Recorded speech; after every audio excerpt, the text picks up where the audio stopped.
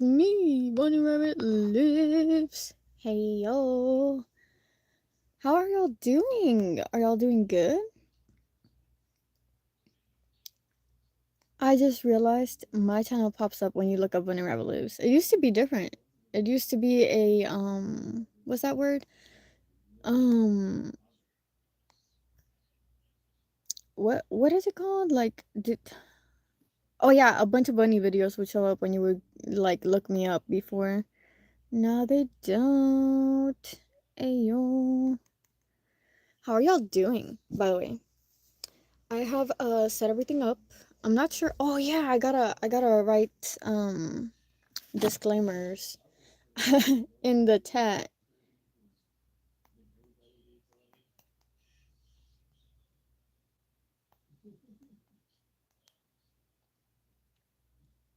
I'm gonna say gore. I'm gonna chat for 30 minutes with y'all, and then I'm gonna start reading. Okay. Um, but I have a lot going on this week. That's why I wasn't able to stream yesterday, cause like my job is kind of like almost it gives off school vibes, but not really. You know what I mean? And so yesterday I was exhausted, so I wasn't able to stream. Hello? Mm.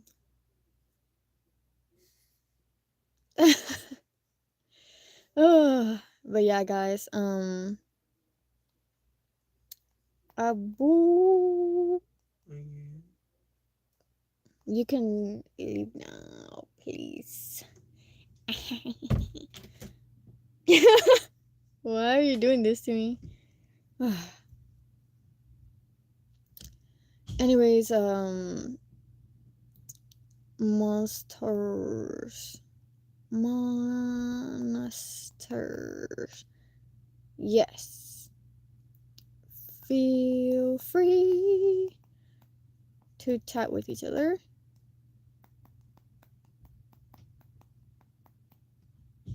Once I start reading. If I talk while I put this on here, I'm probably gonna type what I'm saying.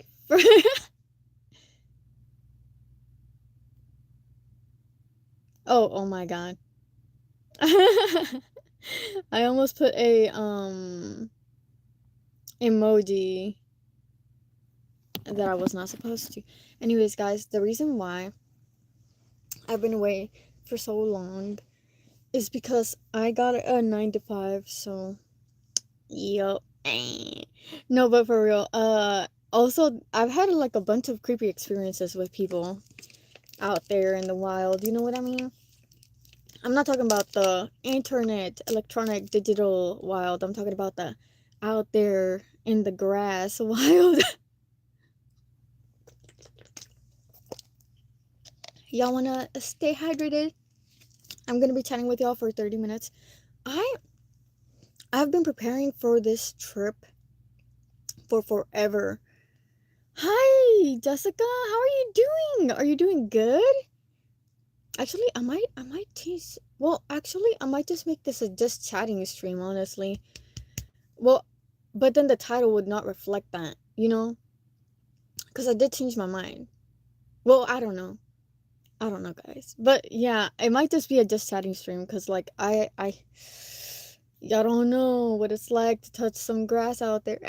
No, but actually, I might actually read. Just saying. Maybe. I'm deciding internally. I'm glad to hear you're doing good. I'm doing great as well. I'm just packing for a trip. I I've never packed, like I've never left the United States. So, but oh, yes I have, but only two places that I know. So like Mexico and the United States. Mhm. So, right now I'm like, ooh, kind of like scared, but I'm also super excited because it's my first time. Well, honestly, it's still here in Yeehaw, you know, but it's not like a place that I go to all the time. So this is still really exciting for me. You know what I mean? I haven't been on a plane ever. Girl, same. Or boy, girl, they, damn. I don't know. But, yeah, me neither. I've only been like or, driving or what's that called?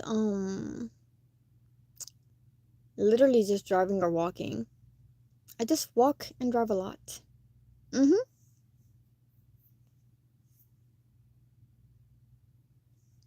What have you been up to this last week? Like I said, guys, I now eat, live, and breathe work.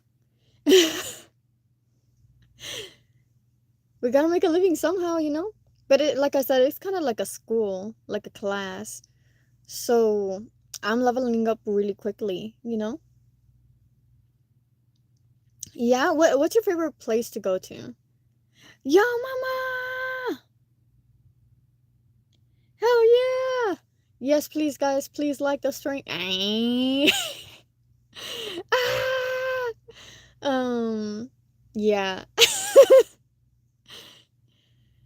Let's do this. But yeah, my favorite places to be are usually bookstores because they have more than just books in there, and I like to look at things. But honestly, I like clothing stores too. I am peeling like crazy, guys. My chest is still super burnt. Hello, Irene. Tamsakpo. What does that mean? Sorry, I tried to out. Help you out. It's all right. I really appreciate it, yo, mama. Oh, that's what that means. Oh, thank you, Irene. Thank you for calling me cute.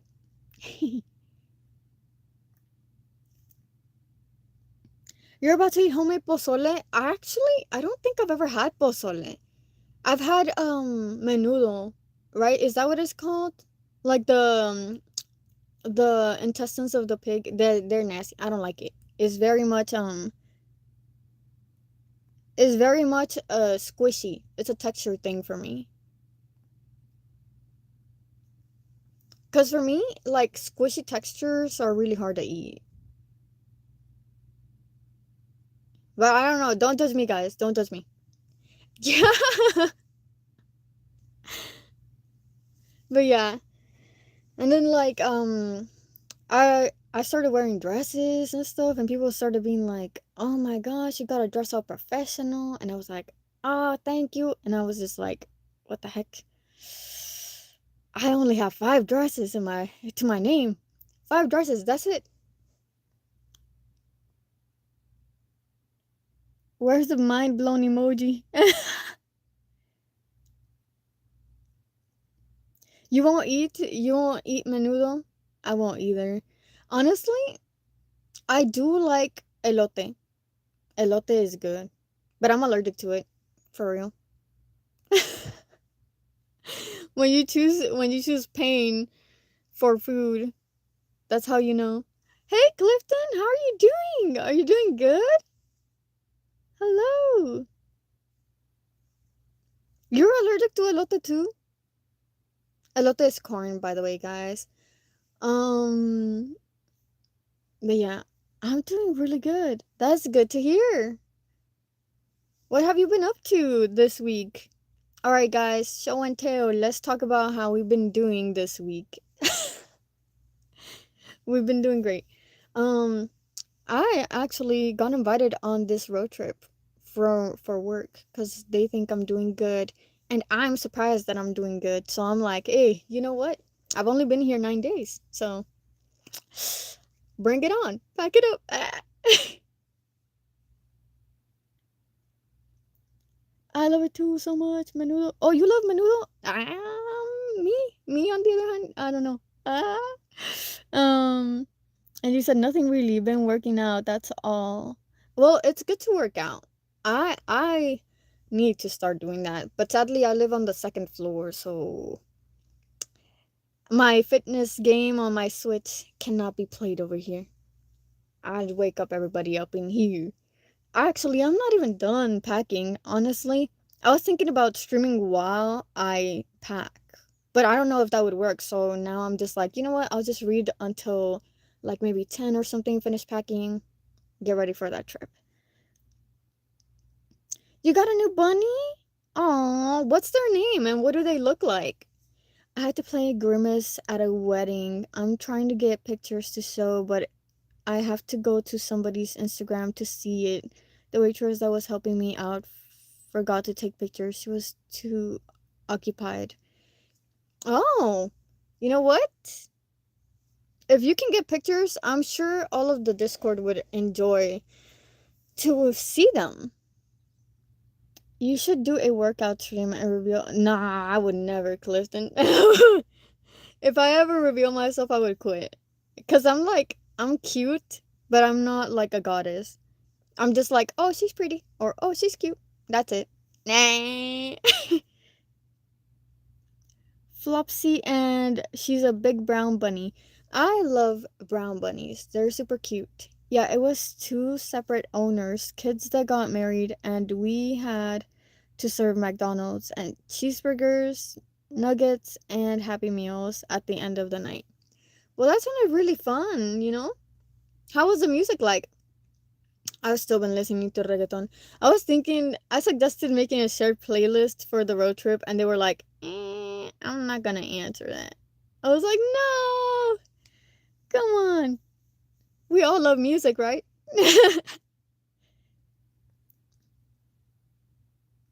You know what? I've only had bunnies like a few times in my life, and I think they're super cute. But I had a friend who had two bunnies. She's still my friend. I just like haven't seen her in a while. She's been very busy with work too. Guys, I will show you soon. All right. Yeah, soon. So cute. Oh, are you trying to do that TikTok sound where it's like, "Aw, so cute, so cute," like that? Am I getting it right? um, but yeah, guys. I ask people what vibes I give off, and in person, and they say I give off awkward, anxious vibes. So, your girl, she's not pulling no confidence off right now. Are y'all confident?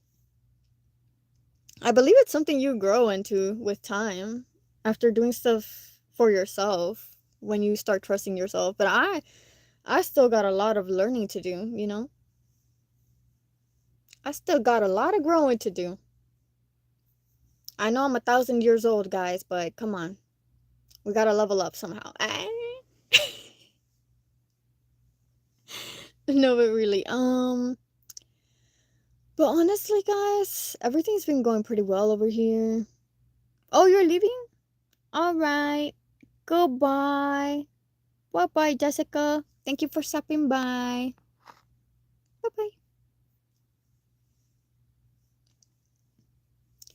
I I am just really excited for that trip. Actually, I'm super sleepy right now.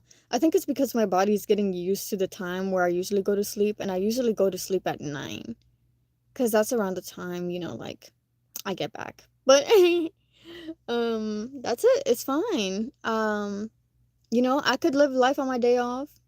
Then my one day off. Actually, I might start streaming twice on Sunday. Maybe like once in the morning and once at night.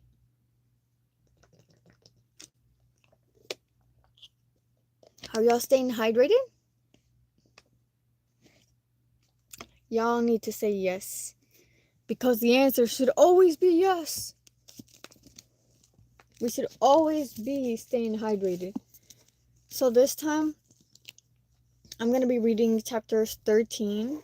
And it depends on how fast I read. Because like I said, this is one of my favorite books. And the chapters are really quick too. I like this. I like it a lot. I like it a lot. Thank you, CG Drews. But I'm debating bringing up Squishmallow. Honestly, I found a Growlithe Squishmallow at a store near me, and I was like, I really want it. But you know what? I didn't get it because you know what I got instead? I got Tomodachi Life. Ah! Because, I had it on the 3DS and I was really excited to see it come up again. So hopefully I'll like it. The only thing I saw online that I didn't really vibe with is that you couldn't interact with the babies anymore. You couldn't like help them with babysitting. You couldn't make them stop crying like you used to on the 3DS, and then that's just, come on guys, make everything interactable with. And also the marriage proposals, they look so much harder now. I'm like, no, I want all of my niece to get married and be happy and have a bright future together. I want, you know what? Oh my gosh.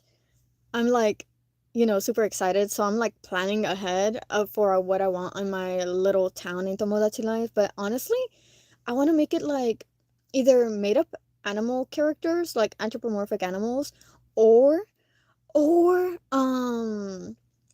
maybe like people in my life that I know, or what else, made up people that I find really cool in my mind, like made up characters from books that I have never ever written but always come up with. But yeah, like I'm super excited because I just bought that. I'm just not playing it right now because I'm like, you know what, if I have like a really cool story to tell with that game, I could just like make a short or something for y'all. Because honestly, Nintendo made it to where you can't record it. So you can't even like take clips of your Switch with Tomodachi Life, the new one. Because they're like, oh, it's not our fault if you make, um what's it called? Marilyn Monroe fall in love with Barack Obama or whatever. I don't know. Some random stuff. Stuff happens in that game all the time, guys. Y'all need to try it. Sadly, I couldn't get it physically like I wanted to. I got it online because it kept getting pushed back and it kept getting sold out, and then I was just like, you know what? I'm just gonna go ahead and buy it online. I gotta do it. Let's do it.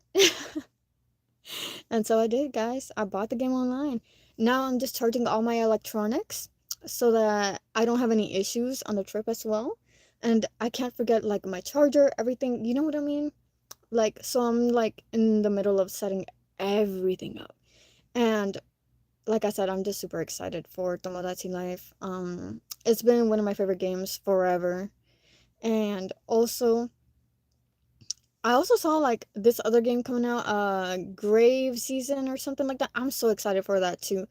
Or they had Dinkum there, and I was just like, oh, I want that too. But honestly, I was here for Tomodachi Life. I was not gonna spend my money on anything else.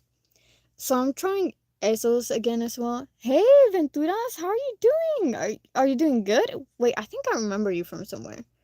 Do I know you? I feel like I know you from somewhere. I could be wrong though. It's been a while, guys. But yeah, like I said, I might stream twice on Sunday from now on, depending on like if I work or not, because apparently people work on Sundays now. Just kidding. So, anyways, I'm debating bringing like a pillow or something, a plushie. Um, like I said, I've not been on a road trip for forever, so I'm just really excited. And I'm only gonna bring like two Switch games, and I can't bring my PlayStation because it's too bulky and it won't fit in my backpack. But yeah, I'm super excited. Are y'all staying hydrated? Please stay hydrated. Don't forget. You know what I mean? Mhm. And I still have a lot of books that I need to read and stuff. So hopefully, since this book is so great, we will finish this super quick together. And then I'll be able to, move on to the next. Honestly, I'm debating like reading the Wormling series that I've been telling y'all about. that I really like. Hey, Magnolia, how are you doing? Are you doing good? I hope you're doing good. Hey. And so, yeah, I have this book, the one I'm gonna be reading today. Then I think I'm gonna start Behooved when I finish this one, or Late Night Witches or something like that. It's a okay, so Late Night Witches, I think is what the book is called, but I'm not quite sure. It's on my bed right now. That one is about witches having to fight against vampires because vampires are eating everybody. So yeah. But honestly, that's all I know for now, and that premise sounds super interesting too. Um but Behooved is about a princess who, gets to get married to a guy that doesn't really like her, and then some people try to take him out, you know what I mean, make him cold tense or whatever. And then he becomes a horse. And when I looked up like reviews, like non-spoiler stuff, they said that nothing weird happens between the horse and the girl. So that's great. That's great. We don't do that. Okay. But yeah, I'm really excited for that one too.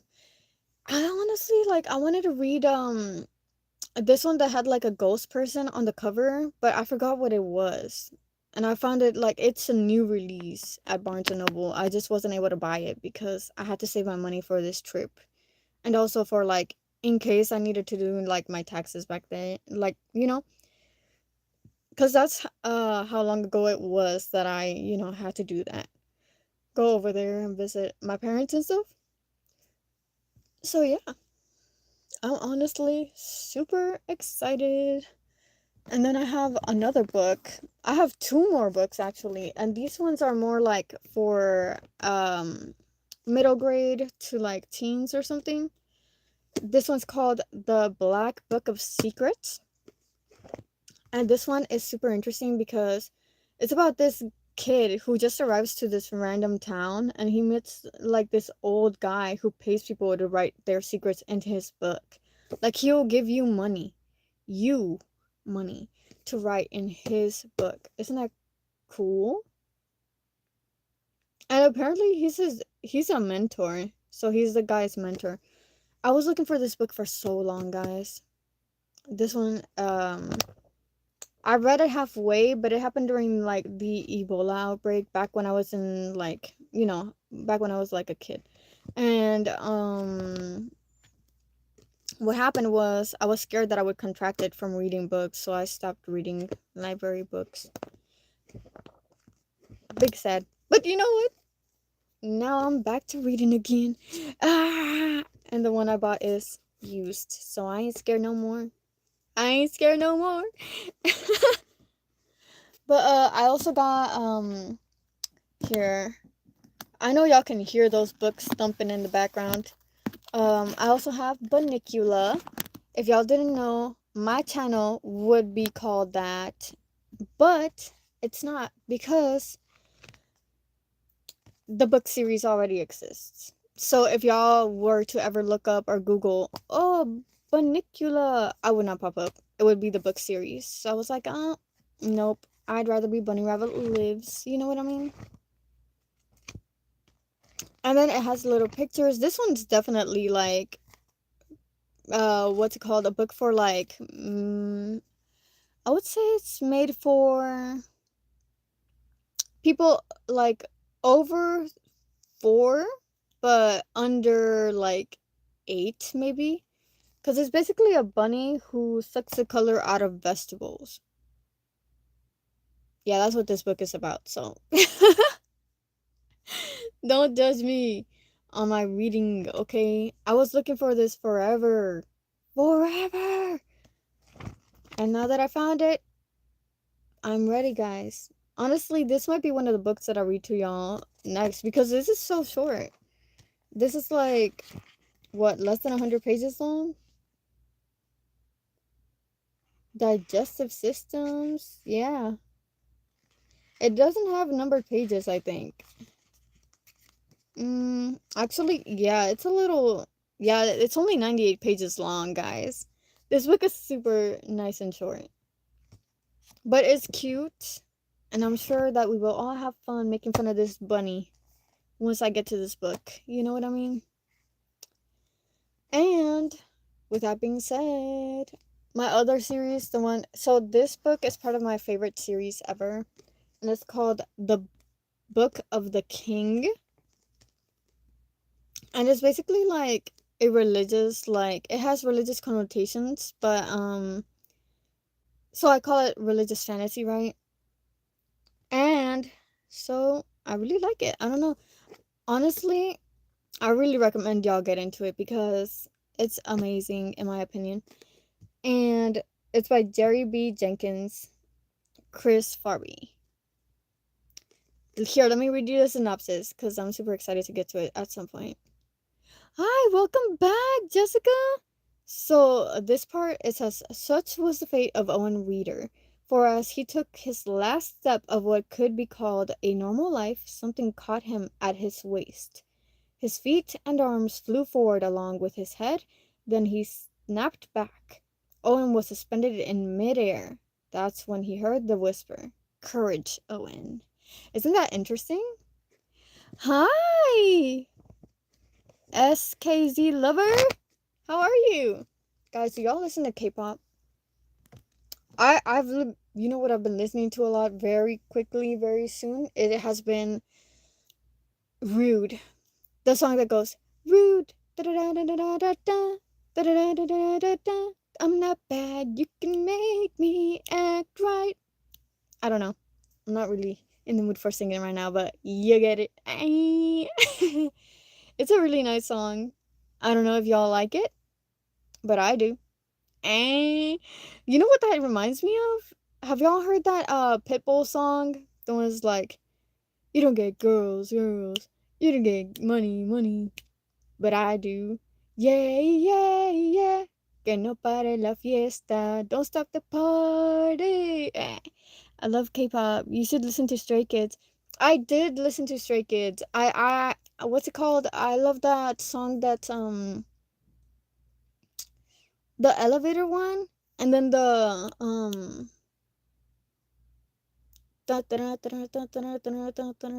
keep getting stronger. And then what's the other one though? The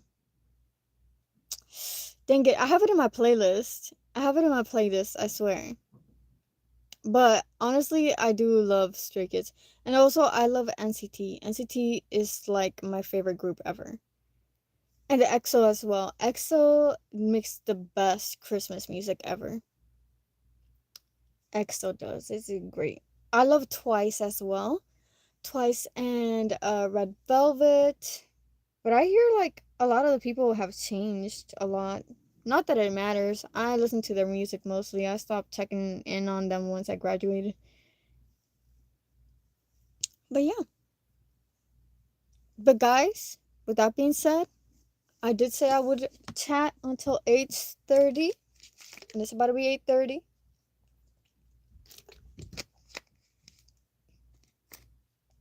I will now start reading to y'all. Ready? Now listen to the disclaimer, okay, on the book. This is more like rated 18 to 20 something, okay? Ready, guys? 1, 2, and 3. Chapter 13. The world had no business being this bitterly crisp at 6 a.m. The cold stung Andrew's fingertips as he dressed with eyes half closed, his headache not helped by the feet pounding up and down the dorm halls. Voices clamored and doors slammed. The bus would leave in an hour, and no senior wanted to miss the first outing of the year. The art gallery tour would swallow the morning, but they'd been promised the afternoon loose in the city. Senior privileges. Andrew threw another pillow at Thomas.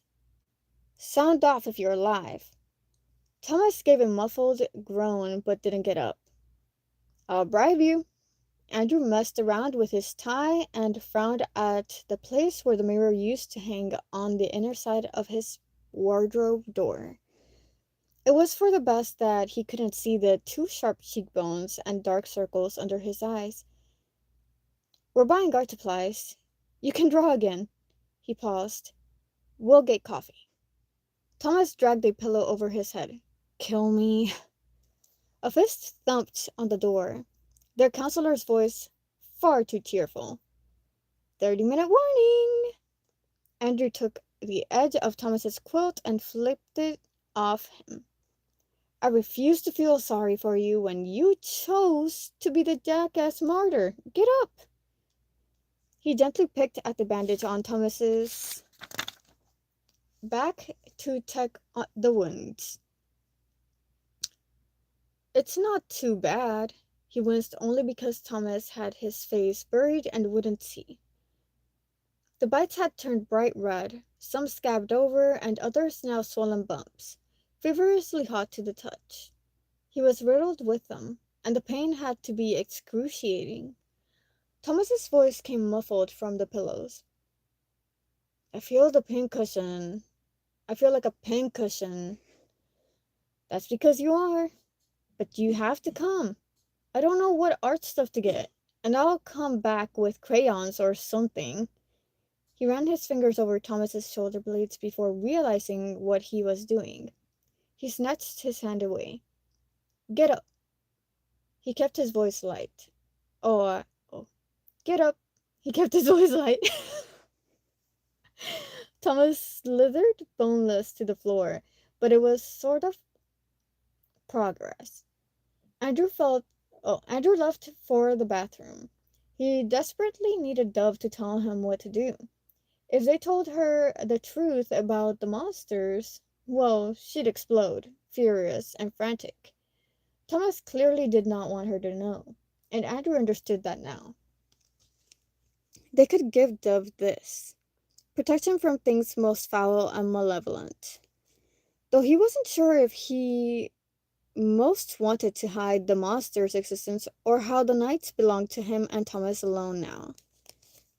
He didn't want her to know he liked that.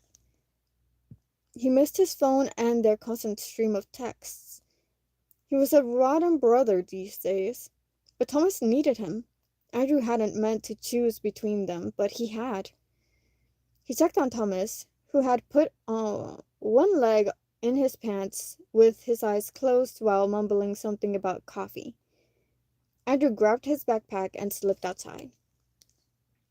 He hurried down the garden path to the girls' dorm, but couldn't work up the courage to ask the girls lingering out front to get Dub for him.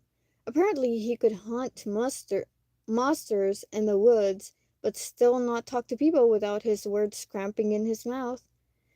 One of the girls noticed him lurking and started to wave, but her friend knocked her hand down and began whispering. Smiles disappeared. Pity filled their expressions. His breakdown in the bathroom had not helped his reputation of being that highly strung boy who smashed his own hand last year. Andrew fled. Students already crowded the marble front steps of Wickwood as the bus pulled in. Andrew hung back, dread gnawing an acidic hole in his stomach. What if Thomas didn't arrive in time? What if he had blood poisoning or an infection or stop? He needed to just stop. Bryce Kane and his vultures were harassing the girls boarding the bus, but they cut it out as soon as Miss Poppy appeared with a huge thermos and a dreamy smile. The art teacher wore a patchwork skirt the size of a small country and golden bangles against her dark skin. Every year the student council unanimously awarded her most lovely teacher. Andrew started to relax knowing she'd be in charge of this trip, until he saw Professor Clemens stroll off the bus with his smarmy smile. He'd ensured both boys served a lengthy detention after Andrew had yanked Thomas from class to quell his panic attack, and even the sight of the professor made anxiety ripple through Andrew's stomach. Why do you look like you swallowed a frog? Andrew's heart punched into his throat as he whirled, but only Thomas stood there, gnawing and scrubbing a hand through his matted curls. He looked like a cat that had been put through the dryer. Pants wrinkled, collar popped, tie draped like a scarf, blazer missing, shirt untucked and flecked with old paint. He had sleepy eyes and a disgruntled mouth, and he kept scowling at the growing crowd of boisterous seniors like they existed just to spite him. "Clemens is driving the bus," Andrew whispered. Thomas made a face. "He can eat nails. What's in your backpack? Snacks? I need snacks. Sugar specifically." "What you need is to be ironed." Thomas lumped his forehead against Andrew's shoulder. "I need to be treated softly, like a delicate egg." Andrew gave a wry smile, but it slipped as soon as he saw Lana Lang thundering toward them. Her boots seemed to grow more violently purple every time he saw her. Lana halted before them, her glare hard on Thomas. "Are you hungover?" Because, wow. Thomas jerked his head off Andrew's shoulder and put space between them. Andrew tried not to read anything into that. "I am not," he muttered. "Take your judgmental self somewhere else." "Right, well, once Mr. Bad Decisions gets kicked off the trip," Alana turned to Andrew, "feel free to come sit with us." "He's not hungover," Andrew said quickly. A muscle ticked in Thomas's jaw. "And he doesn't need you fussing over him." Lena crossed her arms, attitude simmering toward a boil. "Dove asked me to watch out for him, so I am. She told me everything about you, Thomas Rye, and I mean everything, especially about you and... You know what? I don't need this." Thomas turned, tugging Andrew after him. But Andrew stayed rooted. How had these two gone from zero to war in a matter of seconds? And did this mean Dove wasn't coming on the trip? Now that he knew she and Thomas hadn't made up and weren't having clandestine makeout sessions in the forest, he'd reverted back to guessing they were still in a fight. He needed to talk to her. He always needed Dove. "Tell Andrew the truth, then," Lena snapped. "Dove said you were a coward, and she was right." Panic crept into Thomas's voice. "What truth?" Thomas whirled back and got in Lana's face, but she didn't move an inch. The way her eyebrows rose was equal parts scathing and condescending, and Thomas's attempt at looking formidable was lost due to them being the same height. "You don't know anything about me," he said, low and venomous. "And you know less about Andrew if you think he's some delicate wallflower that you need to ball up in cotton wool. He could cut me to bloody pieces if he wanted. I couldn't stop him even if I tried. So can you stop pretending he needs saving from me? Back up and leave us alone." There was something so raw about being known this intimately, being understood down to his darkest parts. Andrew's heart felt swollen to twice its normal size. Lena looked like she wanted to eviscerate Thomas. Instead, she gave him the finger.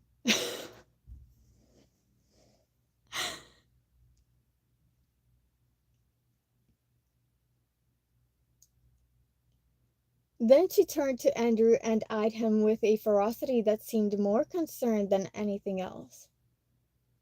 "Invitation to hang out with me always stands. Have fun with this toothache incarnate." She stormed off. Andrew, Andrew stared at Thomas. "What was that?" "Forget it. She has a problem with me." "Is this about your fight with Dove?" Andrew said. Thomas's teeth clenched. "Leave it alone." Andrew did not know how to swallow all of this. He hadn't realized Thomas and Lana hated each other this much. Or maybe both only meant to protect another. Lena on Dove's side, Thomas on Andrew's. Andrew didn't have time to gather his scattered thoughts before Clement's voice boomed through a megaphone telling everyone to board the bus.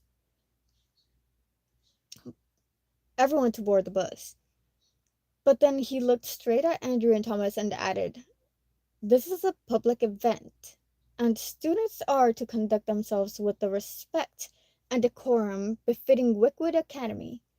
Anyone not in full uniform will be left behind. Anyone with an attitude problem will be left behind. Anyone unable to comply to the rules will be left behind." Andrew winced as he looked at Thomas, who had already failed that entire checklist. Thomas glanced down at his missing tie and blazer, and red flushed across his freckled cheeks. Oh, oh my god. Oh, guys, 1 second.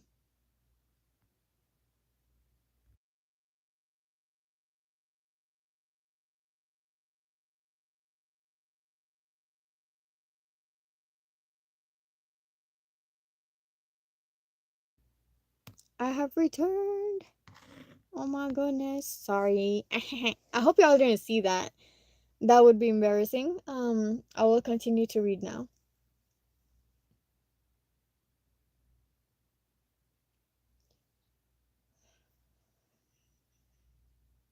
Andrew winced as he looked at Thomas, who had already failed that entire checklist. Okay, freckle cheeks.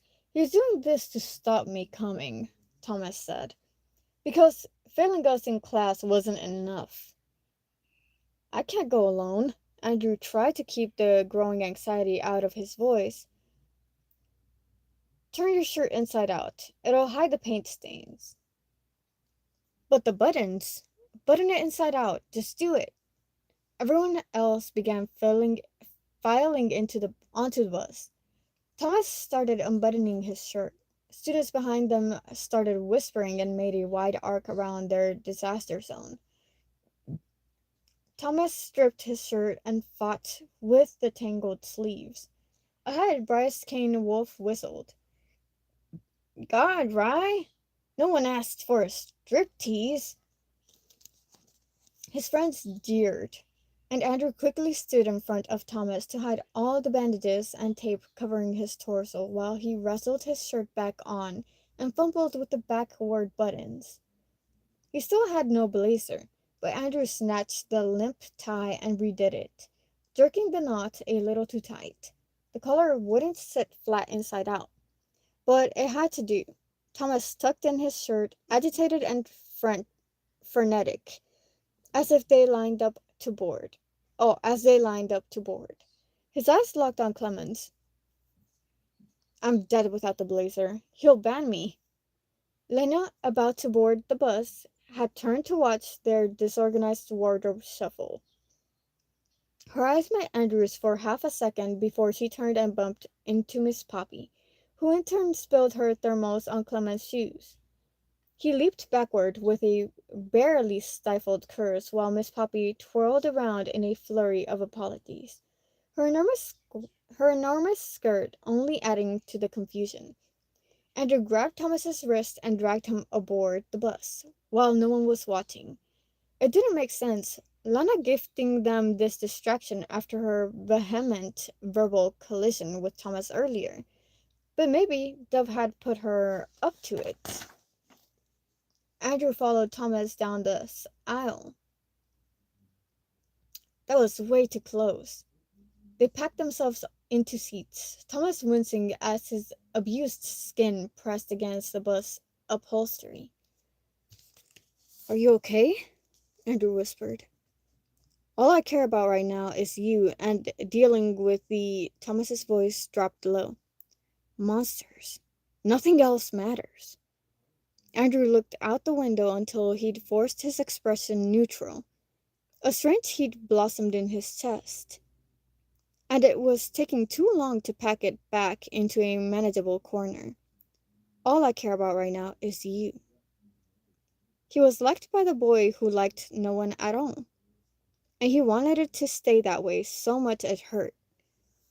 Thomas's face darkened as he watched Clemens settling into the driver's seat. I'd drag Clemens into the forest and let the monsters have him if I could. I'd sit back and watch.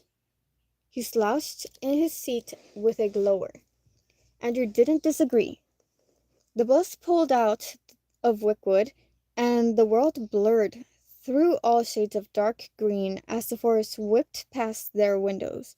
Thomas fell asleep on Andrew's shoulder, his mouth open and the angry lines of his face softening in a way that made Andrew ache. He put in earbuds, but didn't listen to anything.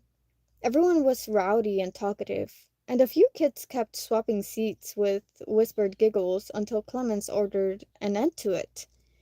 But Dove slid into the empty row in front of Andrew, and he felt breathless with relief that she had come after all. He had this odd, suffocating need to be sure she was all right. Never hurt, never in danger. This time, he would be the twin made protector. Thomas was still asleep, so Andrew leaned forward so his chin rested on the back of her seat before he tapped her shoulder. "Why aren't you sitting with Lana?" "Checking up on you." Dove lightly flicked his nose, so his face wrinkled. "Also, I called you, but you didn't answer?" An image of the forest devouring his phone flashed in Andrew's mind. "I need to charge my phone." He needed to find it first. Fast. "Well, you have to answer when I'm calling you. I need to know you're coping." She said it in a fuzzy way, as if he were a child who would wander off and get lost before starting to cry. It burrowed between his ribs, the frustration of it. Everyone saw Andrew as shattered and fragile, and maybe he was to them. But then Thomas looked at Andrew's sharp edges. He thought them dangerous and beautiful, not weak. He could cut me to bloody pieces if he wanted. Andrew wanted the way he loved those. Oh, Andrew hated the way he loved those words. Alright, water break. And y'all stay hydrated. Y'all have a sweet treat with y'all.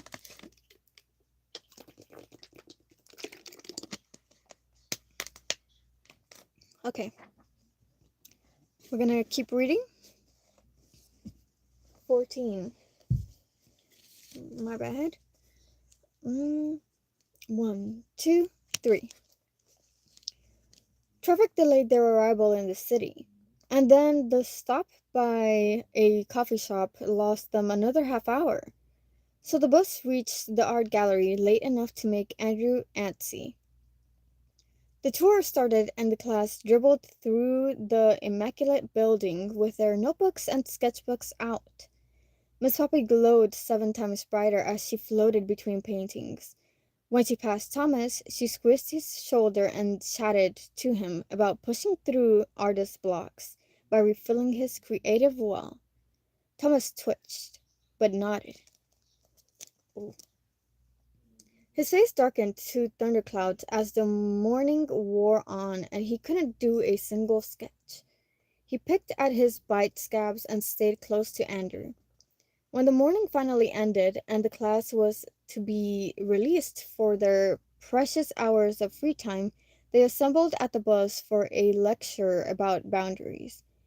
Everyone wanted to hit the closest mall and cinema, anyway. Deprive rich kids of ways to spend their parents' money, and they go all out once released. Andrew and Thomas went the opposite way. "I don't have my phone to look up the nearest art store," Andrew said. "Well, do it the good old-fashioned way." Thomas power walked across the street, and Andrew had to run to keep up. "Ask directions?" he said. "What? No, walk around until we find one." They wasted 15 minutes before Thomas gave in and asked for directions. And then they tumbled into a cozy arts and crafts store. Its walls lined with rainbow tubes of paint and white canvases. The second they entered, Thomas's whole body relaxed, his eyes brightening as if, for the first time in weeks, he had a chance to breathe. He touched everything, tested Copic markers and inspected oil paints, hovered in the background while a man conducted a paint mixing tutorial. He almost kissed the shelves of pencils and charcoals until Andrew had to cough to hide his laugh. They stocked up on everything. You should throw your old stuff out, Andrew said. Yeah, I guess. Thomas didn't meet his eyes. Maybe just that one sketchbook was cursed. No, get rid of it all. I can't afford to. Thomas kept his back to Andrew as he inspected stacks of boxed charcoals. He rapped the edge of the shelf in a poor display of nonchalance, but his shoulders had tensed, knuckles white with the effort of clenching back some twisting emotion. I have nothing now, Andrew. My parents barely gave me money before, and now, well, obviously they can't. His voice had gone tight. No one's even told me what's happening with the investigation. I guess the cops contacted my aunt. She'll probably deal with with the house and like the finance stuff. I don't know. Not like she's talking to me. Andrew frowned, but didn't answer. It felt like finding a paper cut in the corner of his mouth, a sting both sharp and surprising. Thomas had him. He would never have nothing. Andrew reached over Thomas's shoulder and collected a few boxes of charcoals, and the silent weight of the declaration that he would pay, that he would take care of this, made Thomas seem smaller than before. But he didn't have to make it a thing. Money barely felt real to Andrew anyway. What with its sudden appearance in his life and the inevitability that someday it would vanish as fast as it had come. Good things didn't last. They felt like a daydream he'd lose sight of if he shook himself fully awake. You haven't lost anything with them gone, Andrew said. Andrew said it with such softness that his mouth barely moved. Not sure if Thomas would lash out, but unable to cage the words. Thomas snatched a few new drawing pads and boxes of Derwent pencils and then stormed away. Andrew trailed behind, but he wasn't sorry. If he could stop Thomas from ever being hurt again, he would. He'd do anything. At the cash register, a woman with tattooed arms rang everything up while Thomas glared at Andrew until he finally sighed and held out his arms to take the wildly canvases. Thomas stacked up his supplies in Andrew's grasp so that every corner dug into his ribs and jabbed at his collarbone. Thomas tucked the last box of pencils under Andrew's chin with a somewhat snarky look of satisfaction. Fine. If this was payback, they were even now. Andrew's mouth made a thin line. My wallet's in my back pocket. Thomas flashed a wicked smile, like a feral changeling, a creature you'd bargain your heart to, and not even mind. He slipped a hand into Andrew's back pocket, and for a second they stood too close, lungs moving in sync. Thomas's touch easy and familiar. Like this moment meant nothing and they'd replay it 1,000 times for the rest of their lives. Then it was over. Thomas swiped Andrew's credit card. You know what we need? Thomas said, as they exited the shop with Andrew still struggling to carry all the art supplies alone. Sugar. Since you're burned with the need to pay for everything right now, let's get food. His glib tone sounded a little too forced, but Andrew wouldn't comment. Let Thomas make it a joke if it made him feel better. I'm not hungry. Andrew shoved the bag at Thomas. Can you take your stuff? Okay. They redistributed the bags while Thomas gave him a careful look. When was the last time you ate? I feel like you never go to the dining hall anymore. Andrew did not need this right now. Eating felt like a sickening concept when the forest was filling him with nightmares. Let's get the milkshakes and fries, Thomas said. Tips, Andrew mumbled. You know they're fries and you're wrong. Stop correcting me with your Australianisms. Thomas walked backward to give him a raised eyebrow. There's still time to become American, you know. No thanks. I only like one thing about this country. It slipped out before Andrew's brain caught up. Why did he say that? He backpedaled madly. Your bookstore prices, I mean, the way cheaper than ours. Sure, that's what you meant. Thomas patted him on the shoulder. Nothing to do with me and my. He trailed off his as he looked over Andrew's shoulder. I have an idea. He ducked across the road, and it took Andrew a few seconds to catch up and follow him into a store. Carson's Camping and Hunting. Inside smelled of cardboard boxes and metal, tenting canvas and boot polish. The shelves stood so tight together that only a single person could walk between them. Camping supplies spilled into hunting gear, and a bearskin on the wall watched them with empty glass eyes. Andrew's stomach turned over. He saw the entire wall dedicated to guns, and he wanted out. When he stumbled around a corner, he found Thomas standing on tiptoes in the next aisle. I hate this, Andrew said. Thomas turned around. He held a hatchet with a red blade, the tip under a protective cover. The handle fit sturdy against his palm, and it looked so violent and cold and final that it made Thomas seem lost under the weight of it. It was the last one on the shelf, and it felt like a sign. Andrew chewed his lip. We'll never get that into Wickwood. I can't survive this, Thomas sounded hollow. I pretend it's fine, but every time I look at you, I think about monsters ripping open your stomach and feasting. And you just laying there, torn to nothing because of me. It's stuck in my head, Andrew. It lives there. I can't win this with a goddamn garden spike. Okay, Andrew took a survival first aid kit off the shelf. But this too. They paid and stuffed everything in the bottom of Andrew's backpack, receiving no dubious looks from the man in a red flannel with a huge beard. As if teenage boys buying weapons wasn't something to question. Andrew's backpack clinked as they walked back to the bus. He kept it hooked between his legs during the trip back so nothing clattered and drew attention. Thomas crammed in the seat next to him and sketched frantically. Trees and forests, willows and twisted oaks. It was painful to see how much he'd missed this.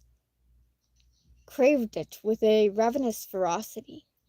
Being able to draw again, where he was a god of paper and ink. And his monsters bent to his commands. Andrew loved watching him like this, the unguarded intensity. Thomas's knee kept bumping Andrew's. Between them, everything felt electric.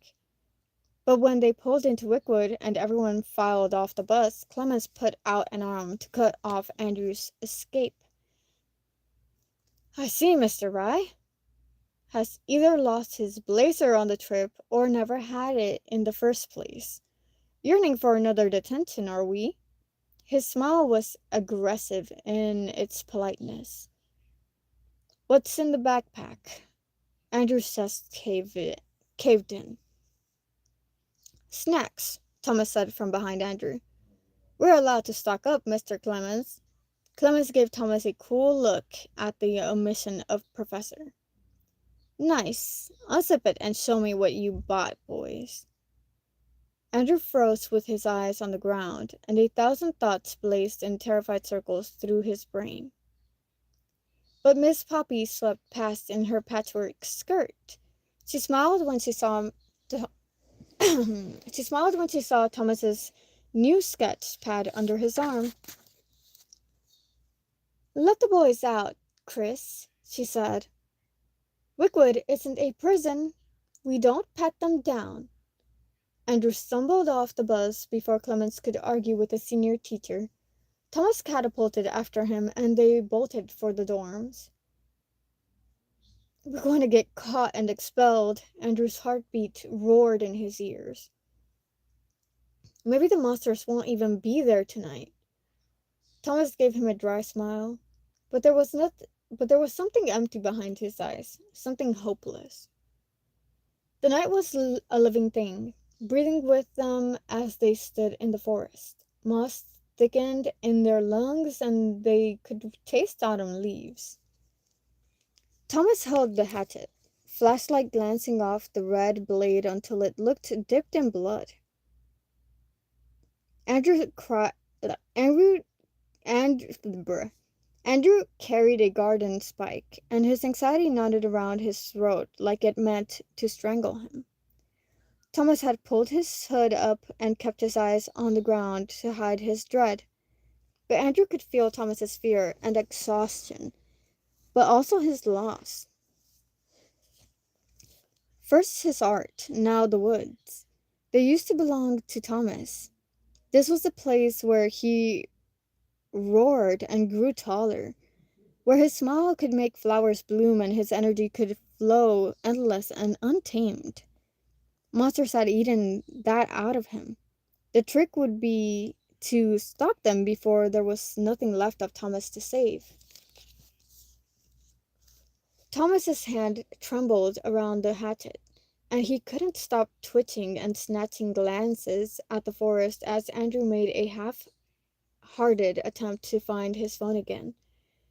If he had to confess its loss to his dad and ask for a new one, he'd have to lie about what had happened.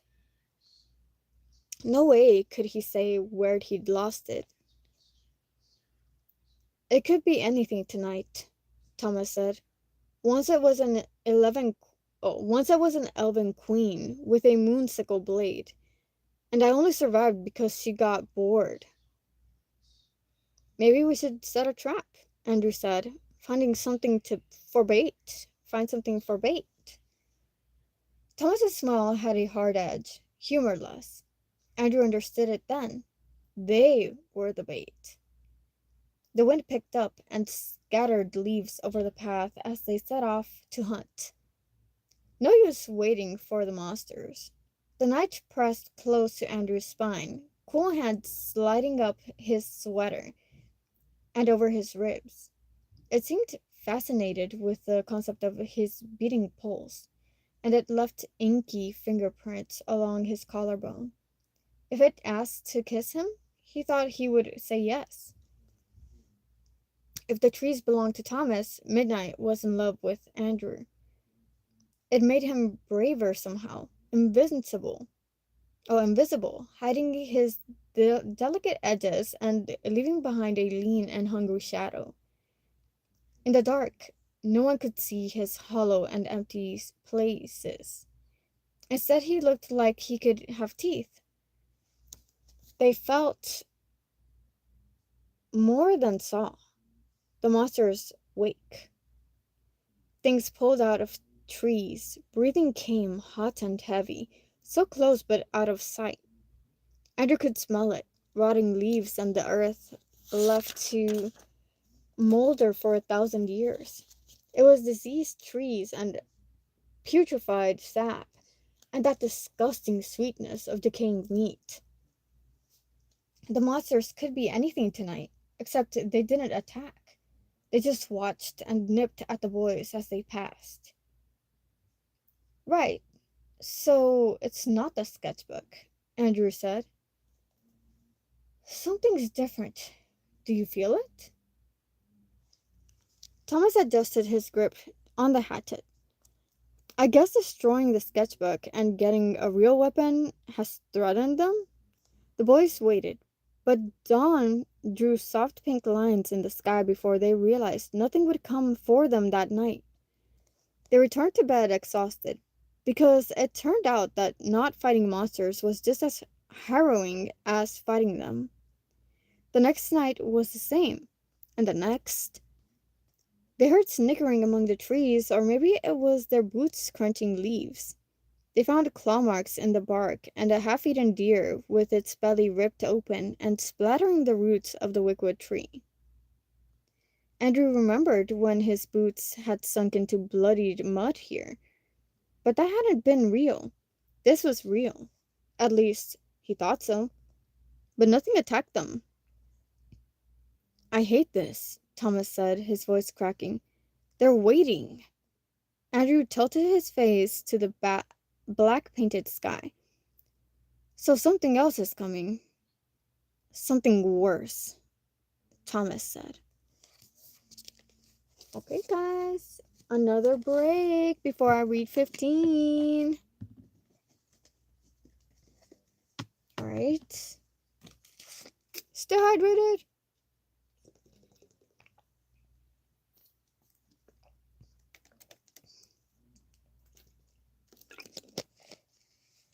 Hi, Lucy. Welcome back. Alright, guys. I'm gonna finish with chapter 15, and if y'all would like to chat after, we can chat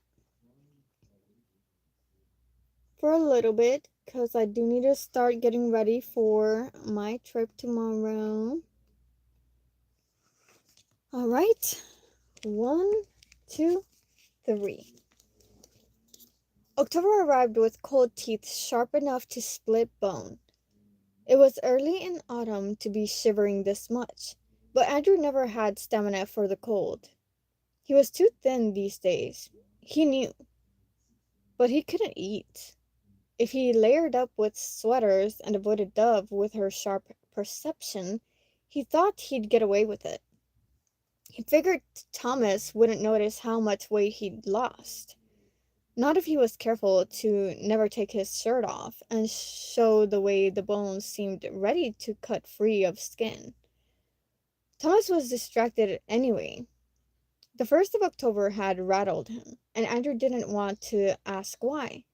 They'd stacked themselves into a study nook in the library that afternoon, textbooks and class notes spread across the table. Thomas chewed pencils and drummed on his books and kept accidentally kicking him under the table until Andrew lost patience and stopped on his foot.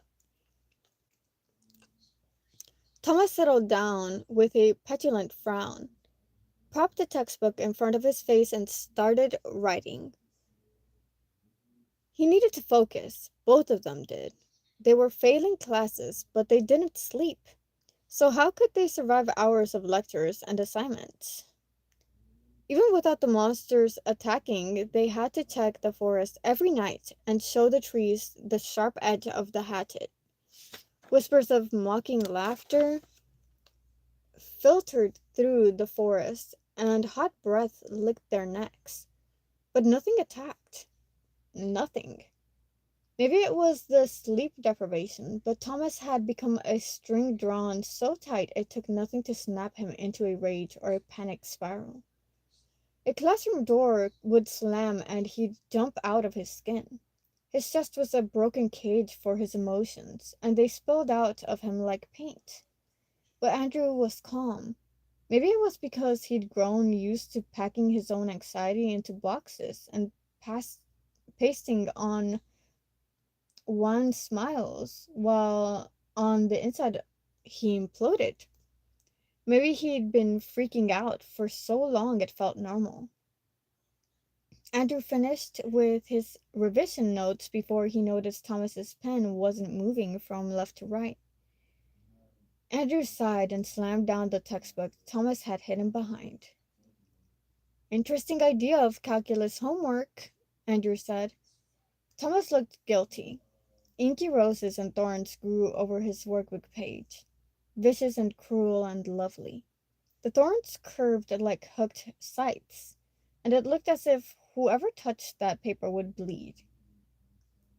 "They're not technically monsters," Thomas said.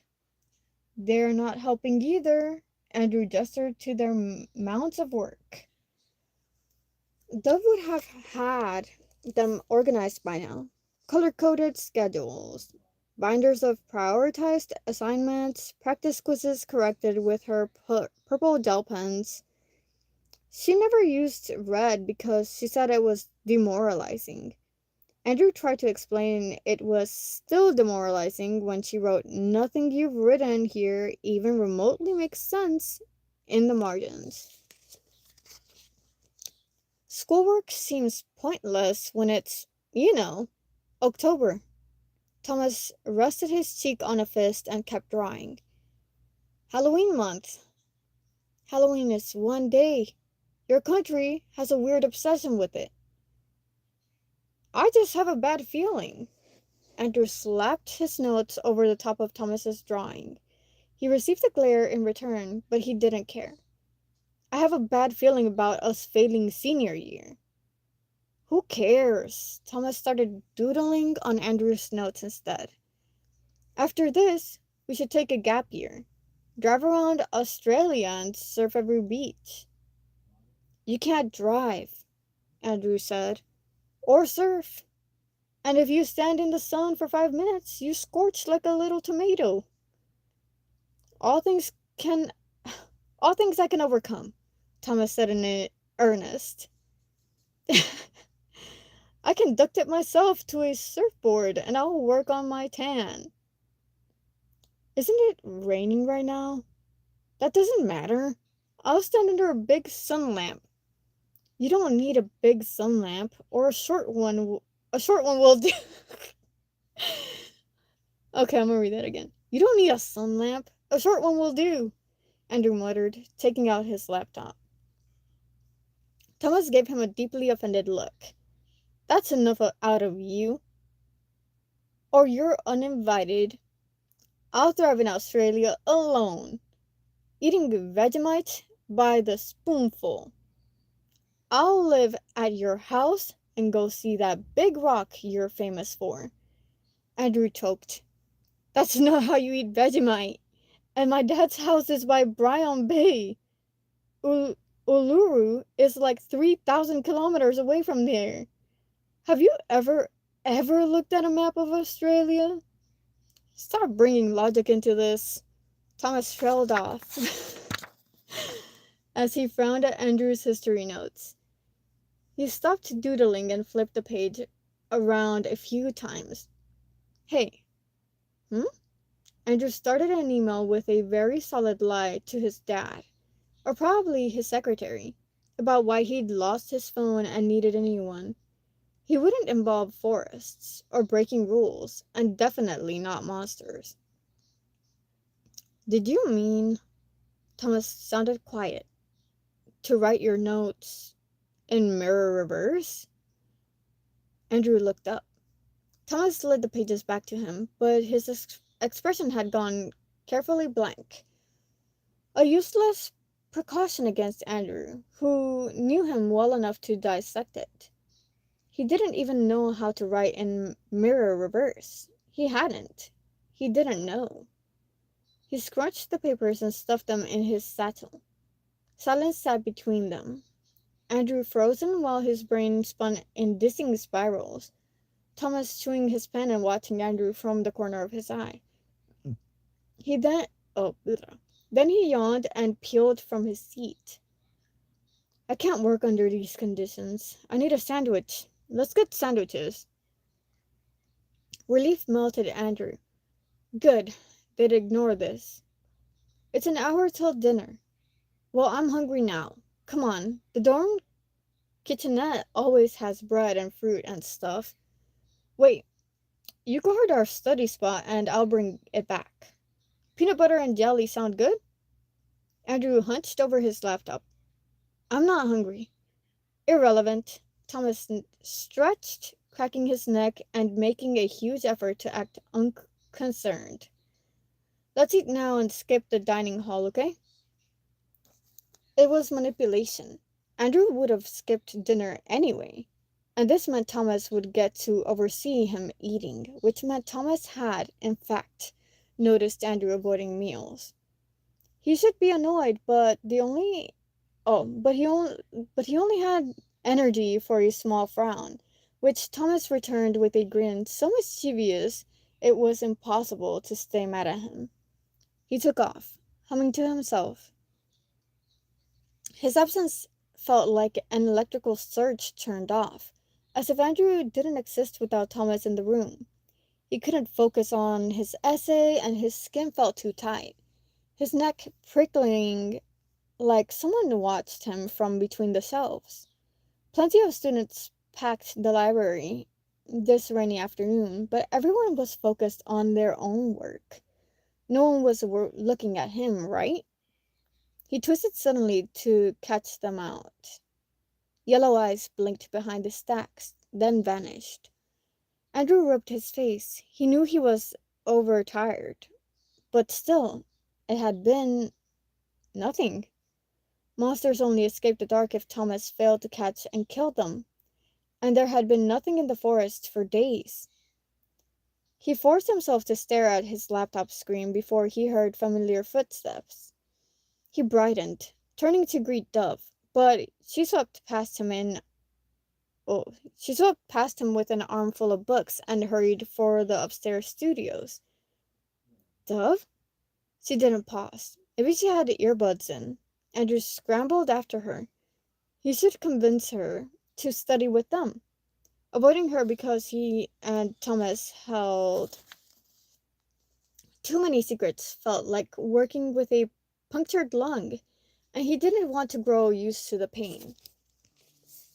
Andrew turned a corner of shelves and stumbled into the librarian. She gave a startled laugh as he grabbed her arms to steady her and stammered an apology. "That's all right, darling," she said. "While you're here, I have a book you would like." "Oh, thanks. Thanks, Miss Yee. I'll come back." Not wanting oh, blah. Not waiting for an answer, Andrew took the stairs two at a time, but when he reached the halls, all the studio doors were shut. He hesitated, chewing his lip, not wanting to knock and have strangers' eyes boring into him, pitying or annoyed or mocking. He hated being looked at, asked questions. He hated figuring out what to say. Only one door lay ajar at the end of the hall, so he slipped toward it. Miss Poppy's art classroom. Dove never took art, but he could snoop on Thomas's new projects since he'd started drawing again.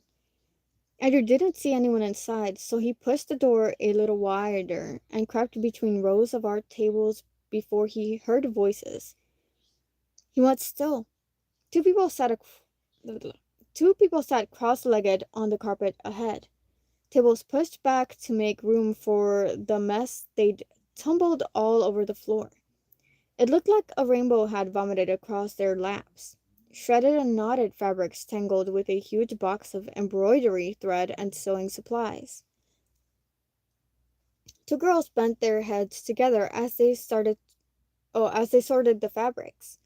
Andrew was about to fling himself out of there, but they looked up and caught him. Lena raised an eyebrow. "If you're looking for Thomas, he's not here." She had her hair in her usual spiky ponytail, blazer discarded and sleeves rolled up to work. "I wasn't." Andrew stuffed his hands in his pockets. "I mean, I was looking for his art. In the corner. He's got the window because he's Miss Poppy's favorite. All that dark artist angst." Lena rolled her eyes. "So glad I switched to drama this year, because I can't stand all his monsters." Andrew's heart tripped over itself before he realized she'd meant his old drawings, not his real monsters. He made a wide arc around Lana and her friend and found Thomas's workspace. Tall wooden tables with drawers took the places of desks. The stools tucked in and the art supplies piled everywhere. Begonias stood in manzaners all over Miss Poppy's desks, and she'd popped a tiny hand-painted sign on her laptop to say, "Out to get tea. Back in 5 minutes." With the walls covered in paintings and the huge windows overlooking the forest, the room felt alive with creativity. No wonder it was the only class Thomas thrived in. Andrew flicked through a few sketchbooks, but Thomas had only been doing exercises. His canvases lay blank, oil pastels unopened. The new charcoals had been worn to nubs already, but Andrew had to dig through the trash to find what they'd been used on. The paper had been slashed, but it looked like a face framed in soft gray feathers, dove feathers. He dropped the mess back in the trash. He shouldn't have come. Even if Dove had cut ties with Thomas, he was still tangled up in her, and it made Andrew's painted heart and it made Andrew's pained heart stretch in pathetic ways. He started to leave, but slowed to watch the girls sorting their fabric scraps. "Oh," he said, "those are your pride flags?" "Yup." Lena sounded terse. "Someone slashed them. A hate crime. Wickwood wouldn't bother to track down the culprits even if we reported it. Useless." The girl beside her piped up. "It might have been a senior prank." "Hate. Crime." Lena slapped a piece of shredded green and gray into a pile. "Chloe, stop thinking all people are nice. They are either inherently annoying or downright oxygen wasters." She She narrowed her eyes at Andrew. "Want to help? We're seeing if all the pieces are still here, and then we're sewing them back together. Miss Poppy said she'd buy new ones, but I think this sends a stronger statement. We will not be cut down." "Well, I'm sewing," Chloe said. "Lena needs to practice her running stitch." Lena wrinkled her nose, and Chloe stifled a laugh. Andrew thought she might be a junior because he knew her name but didn't recognize her from class. Chloe Nguyen had light brown skin and hid behind incredibly long hair. Bright motivational bracelets covered her wrists, saying things like, "Your worth is infinite, and happiness is a choice." That much positivity went against his entire nature and stressed him out. He wanted to ask if they'd seen Dove come upstairs, but the words pulled like tar on his tongue. Maybe if he lingered, they'd talk about her and he'd have pieces for the puzzle of her strange behavior this year. He knelt and pulled a handful of torn fabric into his lap. Lana looked pleased and then hid it with her trademark scowl, while Chloe gave him a shy but encouraging smile. The flags felt soft and silky in his hands. "Why do you even want people to know you know? It's not their business." Had he just said that out loud? What was he thinking? He glanced up, mortification flushing his cheeks hot. "Sorry, I didn't mean to be offensive." "You can talk, Andrew. I won't bite your head off," Lena no Lena known headbiter said.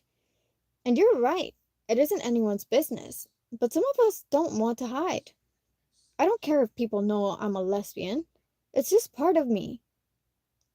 And it's nice to find other people like you." Chloe sent Andrew a cautious smile. "No one understands what it's like to be bisexual like other bisexuals." "Not that anyone has to come out," Lena said, so close to Andrew's ear that he jumped. "You don't owe them, and people suck anyway. All of them. Well," she added grumpy, "you two are okay. For now." Chloe nudged Lana in the ribs until she batted her off with a begrudging smile. "You're so not as crabby as you pretend to be," Lana sniffed. "I am, actually.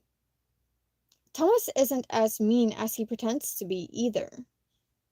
"Oh, God." Andrew said in a quiet voice. Wait, I read that so bad. "Thomas isn't as mean as he pretends to be, either," Andrew said in a quiet voice. Lena snorted and untwisted more pieces of flags. "Thomas is a menace." "Wait, Thomas Rye?" Chloe said. Half the girls in my year have a crush on him. This time both Andrew and Lana shot her alarmed looks. Having a crush on Thomas would be a little like putting a blade to your mouth and then being surprised when it cut you. He's a genuine bad boy, Chloe went on. Not the I got drunk and totaled my dad's Mercedes bad boy, but the kind that has dark secrets and is so beautiful and talented and unknowable. She noticed their matching horrified expressions and looked embarrassed, fussing with the flags again. That's just that's just what the girls say. Thomas is such a bad idea, Lana said. Plus, he's already in love with. She darted a glance at Andrew and then looked away. Someone already. Stone settled in Andrew's stomach. Dove, no! They sorted flag. Oh, they sorted flag pieces in silence for a few minutes before Chloe started talking about types of embroidery stitches, and Lana blustered that she could learn to sew within the next half hour. Andrew wanted to fumble an excuse to leave, but he also felt tied to this moment with thin cords of defiance, of want. Just once, Andrew wanted to step outside of his skin and be someone who could talk easily, fit next to other people, and not want to take himself apart and analyze everything he'd done wrong. He wanted to know if anyone at GSA was asexual too, if they packed it down inside their chest because it hurt them the way it hurt him. He should ask. He couldn't ask. He hadn't meant to make the girls come out to him just now, but it felt like they'd held out a tentative gift, opened a door in case he wanted to slip inside too. I think I'm asexual, but not like. He stopped and tried to collect himself.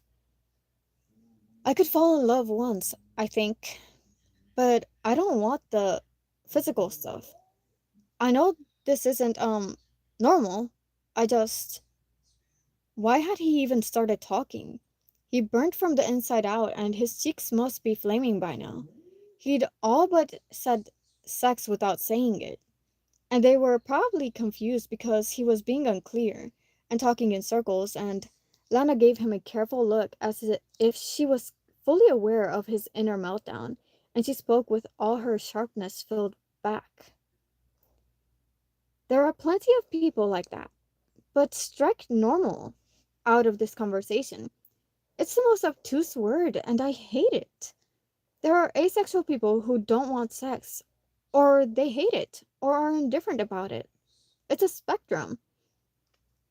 The knot in Andrew's chest gave, and he had never talked about this because he couldn't afford to take his feelings for Thomas out of their battered box and ask if he was broken to fall in love and not want sex. Okay, Andrew barely got the word out. He said it. He'd confessed out loud, and now he needed to disappear inside himself and breathe for a second.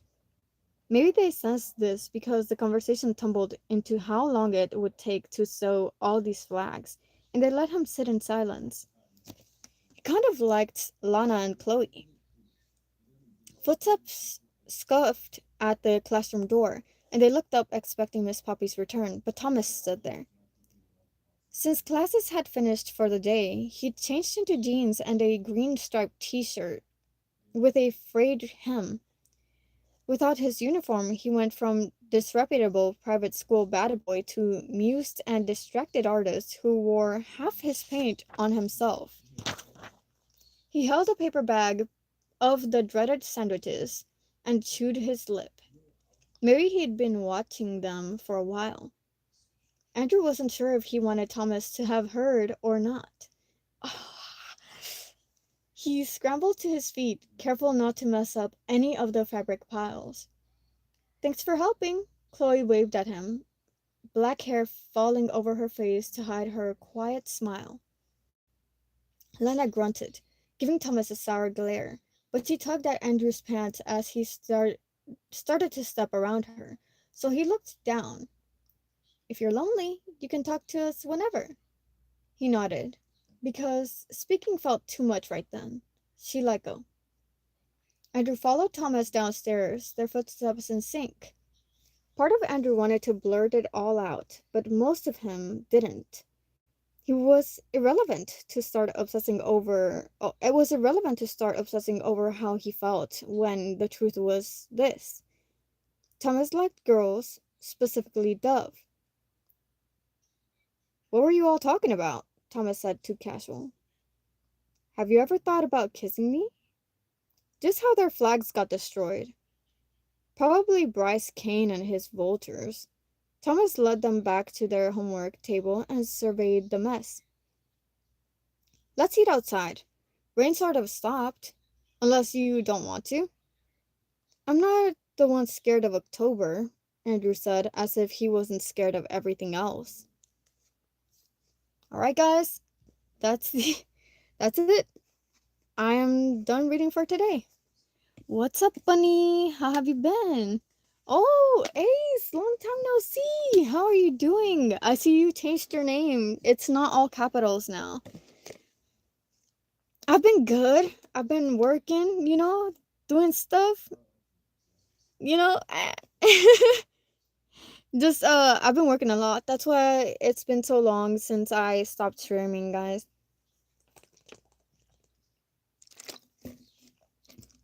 But I'll try my best to stream as often as possible. I'm done reading, by the way. Just saying. Hello, Olivia! Long time no see. How are you? Hi, Riley. Welcome back. 1K subscribers. Face reveal. No, Clifton. No face reveal. No face reveal. This bunny is all virtual, okay? This bunny is all pixels. Just kidding. There's a human back here. I don't think I could work AI like that. I don't do AI, by the way. I don't support it. Anyways, I believe in human art.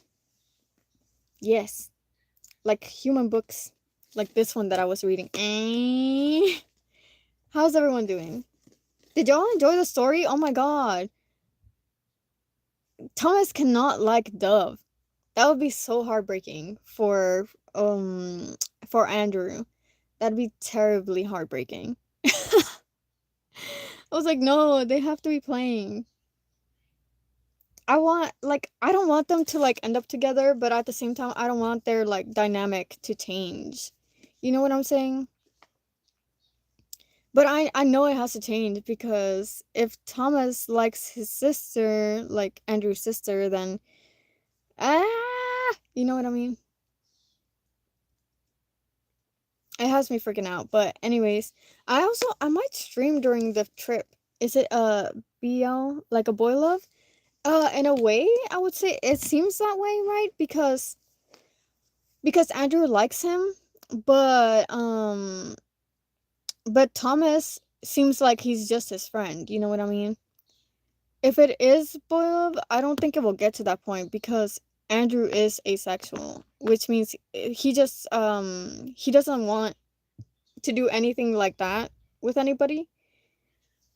But he does love his best friend Thomas, which I think is really cute. I mean, their dynamic is really playful, really, nice and helpful towards one another.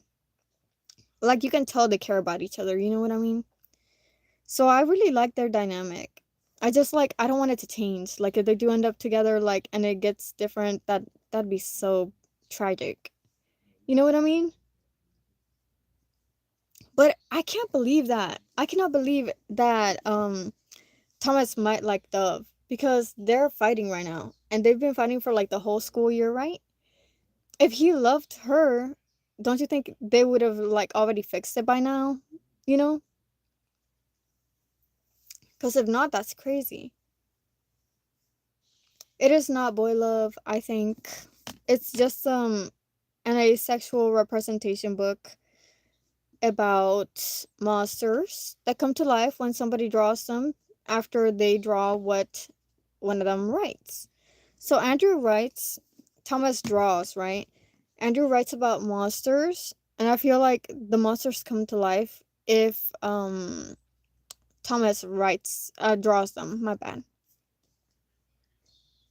So right now they're like struggling, and I think Andrew is struggling with like an ED. You know what that is, right? It's quite the story. Yeah. So like I'm gonna share the playlist on the community tab on my channel. But we are on chapters 16.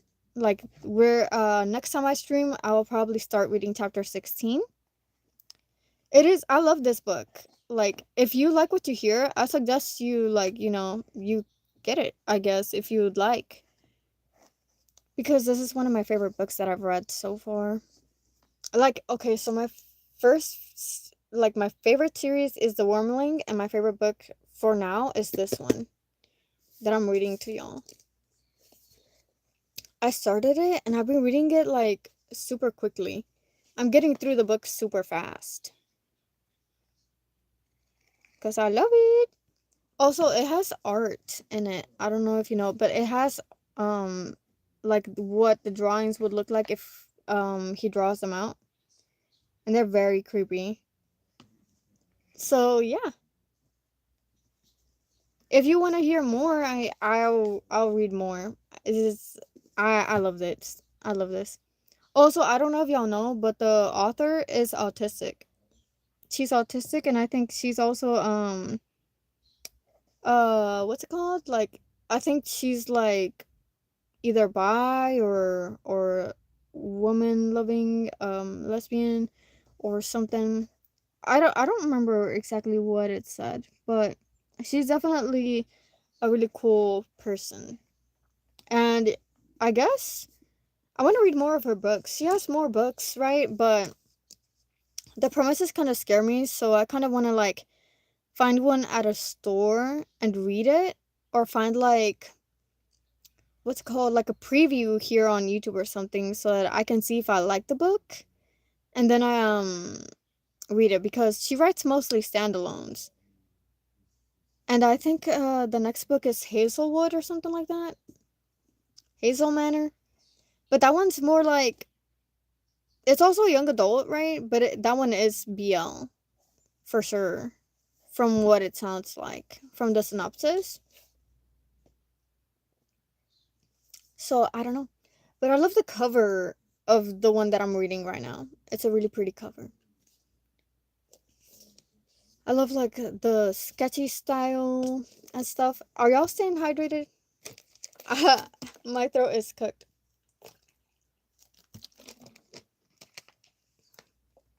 But I'm about to like start packing for a trip.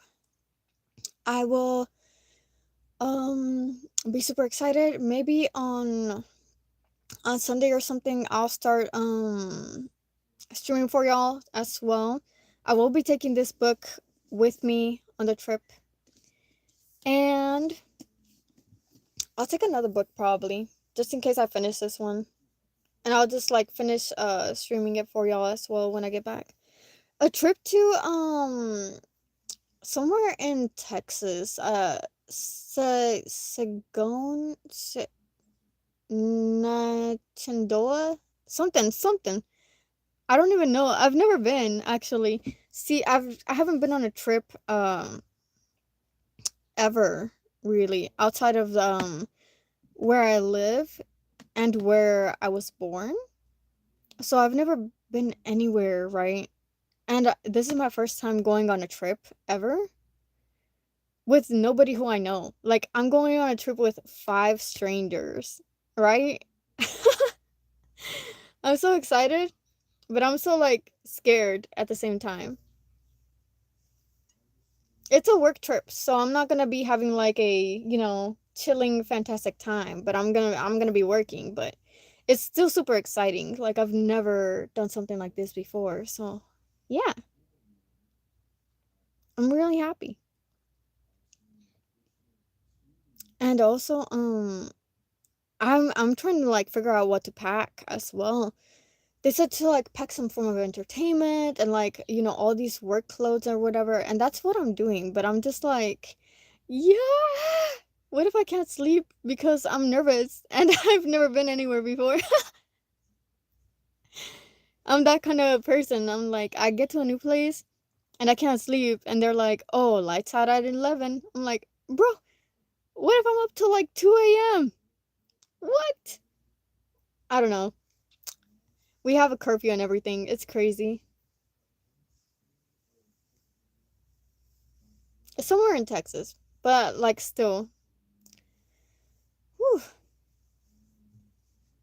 super super excited. I'm gonna bring like 2 water bottles, and if I have to buy more, I will. But like, yeah. Oh, and right after we get there, we're gonna have to like start working too. So it's not like a oh, I'm gonna relax with like a nice dress and a nice like, recliner chair. But yeah, honestly, I'm super excited. And I couldn't ask for a better opportunity, to like grow as a person. Cause I've never, I just said that, but you know what I mean. Still panicking out here. But I'm just happy. Have you traveled anywhere? Cause me, like I said, I have not. But you know where I want to go super bad? Just to see. I want to go to New Orleans. I want to go to Costa Rica. I want to go to where else would I want to go to? Maybe Australia. Maybe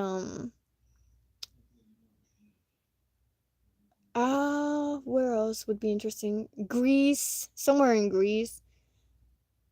Because I feel like the Greek language is super interesting. I kind of want to learn Greek. But also I really want to learn Portuguese because a lot of people who I know, like there's little Portuguese communities here everywhere. Out of state. Wait. No, actually no. Not no wait. Not out of well, not out of state because I am in Texas right now. So it's gonna be in Texas, but just a different city.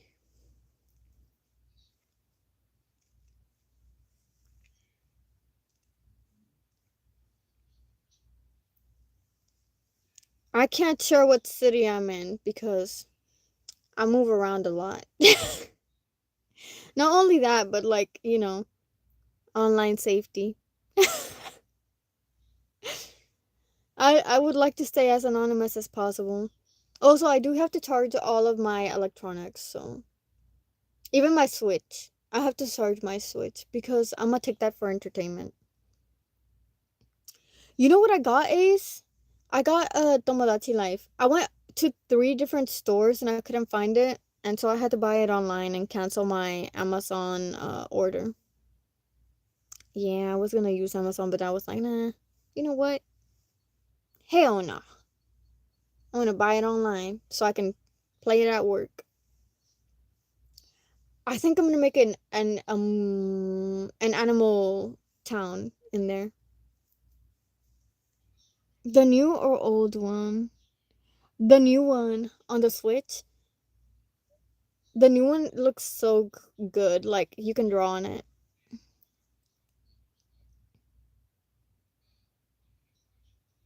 Yeah, yeah. It came out on the 16th. It's been out for like I think 3 days. 16, 17, 18, 19, 4 days. It's been out for 4 days.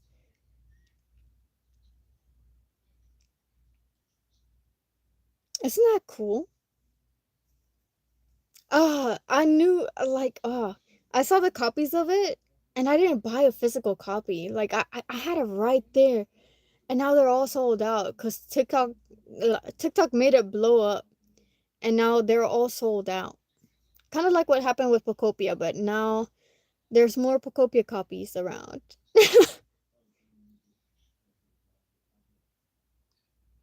All you've seen is people emulating it. No, cause I bought the digital version. It's out now for sure. Wait. Wait, how are people emulating it? It just came out.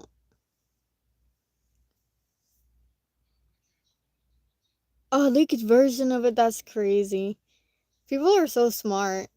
But honestly, they say that you don't own the stuff you buy anymore, so I don't really think there's anything wrong with emulating and stuff. You know what I mean? Like if you don't own what you buy, why? You know what I mean? There shouldn't be an issue with emulating or whatever. But it is out now. But thank you for watching, everyone. Please like, share, comment, and subscribe if y'all have not already. It is getting pretty late. You've been pirating the Gala games. Do do do do. A pirate's life for me. No, but yeah. Thank you so much for stopping by and chatting. I really appreciate it, and I'm so glad to see you again, Ace. But sadly, I have to get ready for that trip. I'm not done packing, and I really appreciate everyone who stopped by and joined us on this journey in this book as well. Next time I stream, we'll continue, or I might decide to just do a just chatting stream. Thank you. You have a great night too. All right, everybody. Goodbye. Have a great day or night, and stay hydrated. And bye.